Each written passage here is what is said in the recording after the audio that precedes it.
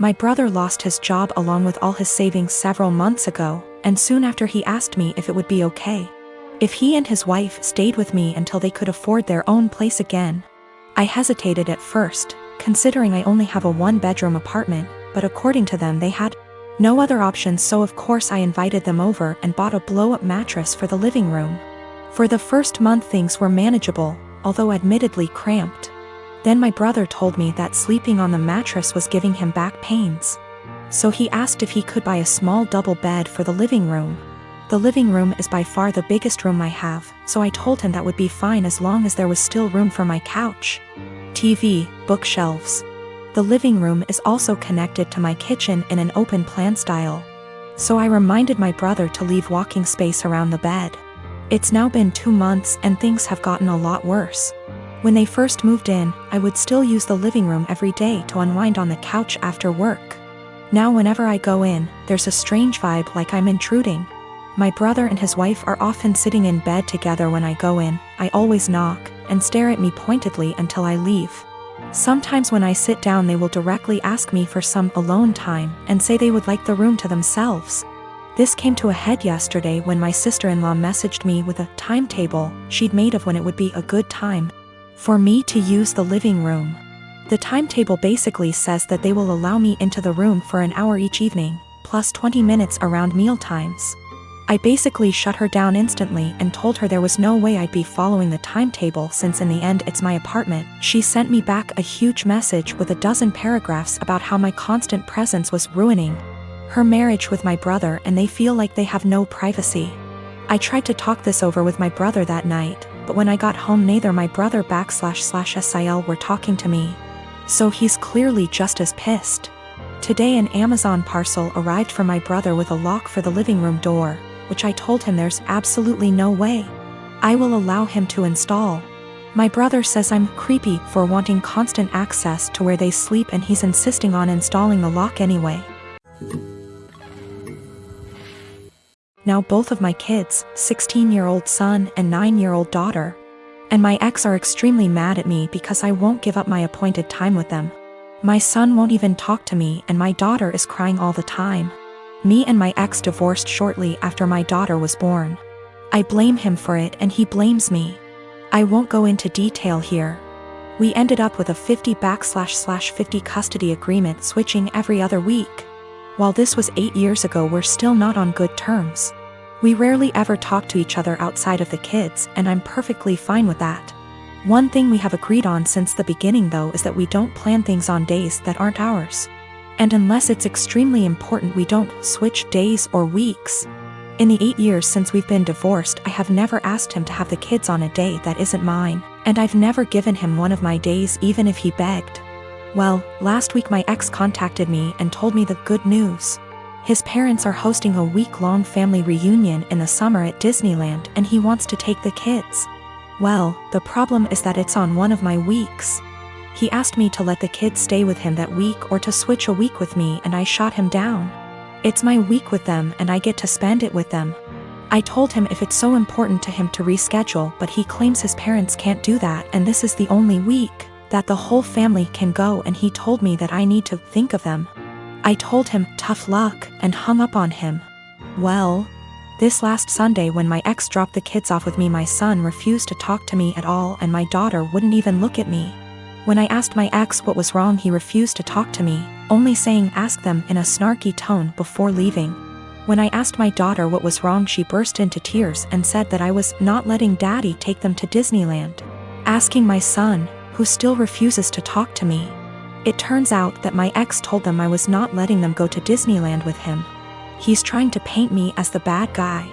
I sat both of them down last night to talk to them and explain it's my week with them, but they refused to listen to me. My daughter just cried and my son told me I'm only doing this to get back at my ex. I think it's unfair for him to do this when his parents scheduled it during my time with them.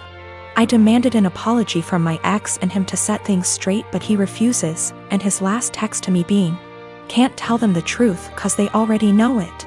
I'm so pissed right now.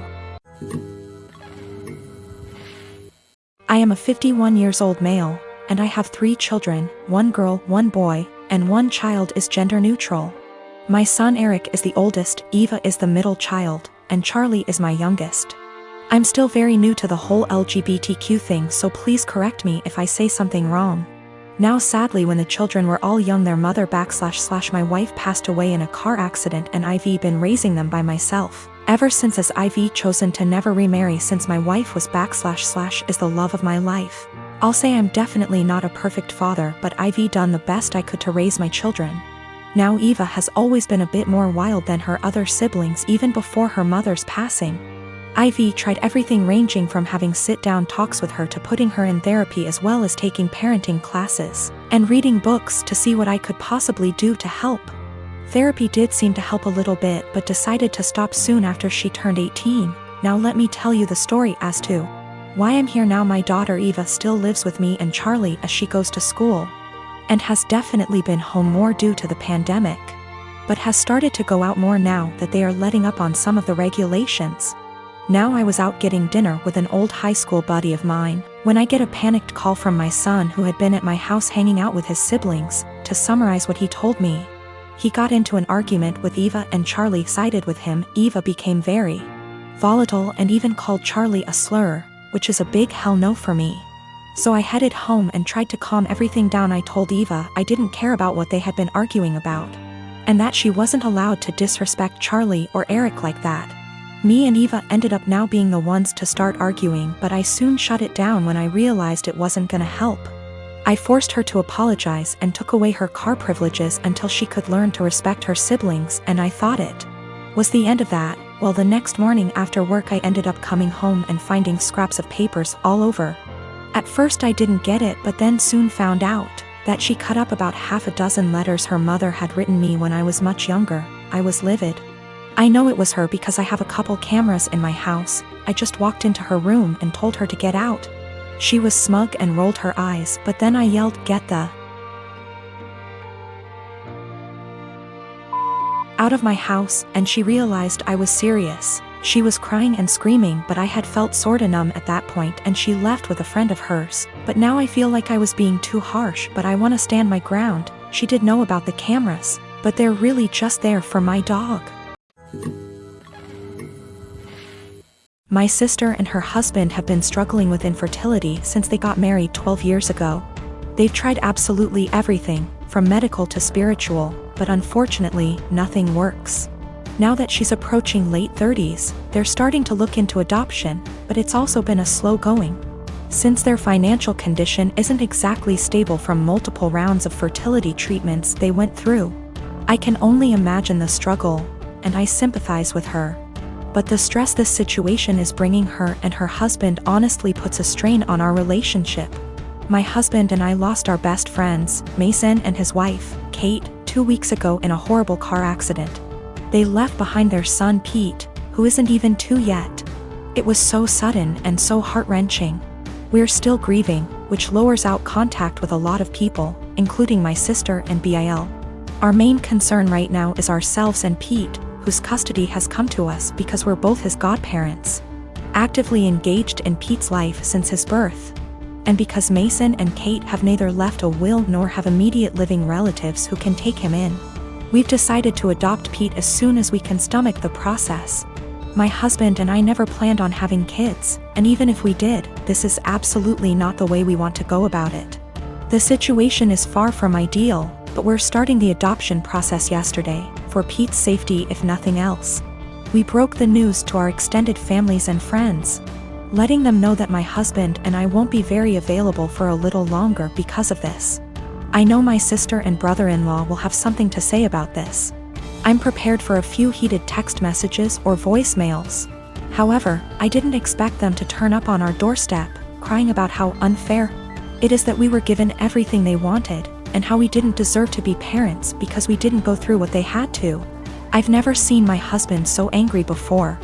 He's usually very mild and gentle, but recent events have stretched our patience to the limits.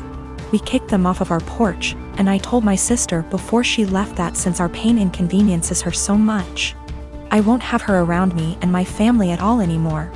I know she made a fuss about it, and now everyone has something to say to us. We turned off our phones, so we don't know which ones are cursing us and which one aren't. I know some did //r. My husband and I are both in pain and grieving, and we can't trust ourselves to be objective. For the sake of disclosure, my husband and I are both men. No, this is not a case of homophobia. My sister, for all her fault, was the first person to accept me for who I love.